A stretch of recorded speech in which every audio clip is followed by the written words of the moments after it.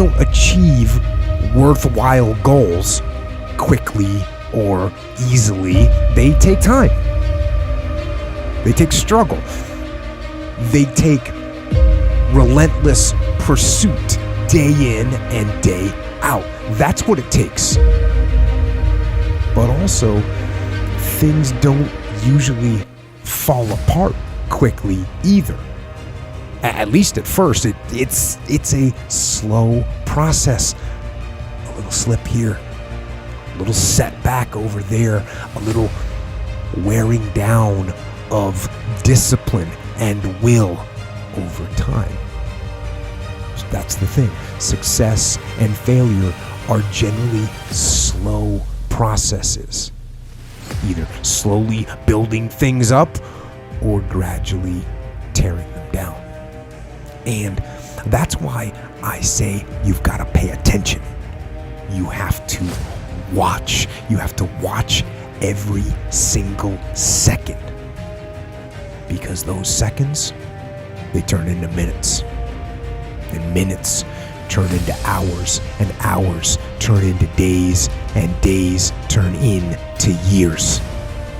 And so, that second that just went by, that counted. And so did that second. And so did that one. And in those precious seconds, you are either building or you are decaying. You are either gaining ground or you are losing ground in that second. And in every second. Every second counts. So make every second count. Well, you should be afraid of taking risks and pursuing something meaningful. But you should be more afraid of staying where you are if it's making you miserable. It's like the first thing you want to do is dispense with the idea that you get to have any permanent security outside of your ability to contend and adapt. It's the same issue with children. It's like you're paying a price by sitting there being miserable. And you might say, well, the devil I know is better than the one I don't. It's like, don't be so sure of that. The clock is ticking. Yeah, and if you're miserable in your job now and you change nothing, in 5 years you'll be much more miserable and you'll be a lot older. It's a luxury to pursue what makes you happy. It's a moral obligation to pursue what you find meaningful. And that doesn't mean it's easy.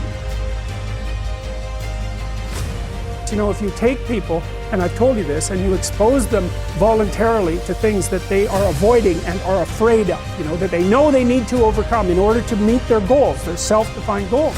If you can teach people to stand up in the face of the things they're afraid of, they get stronger.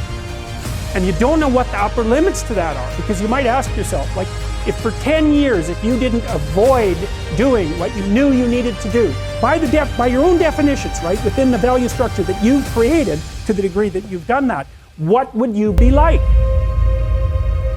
Well, you know, there are remarkable people who come into the world from time to time, and there are people who do find out over decades-long periods what they could be like if they were who they were, if they spoke their being forward.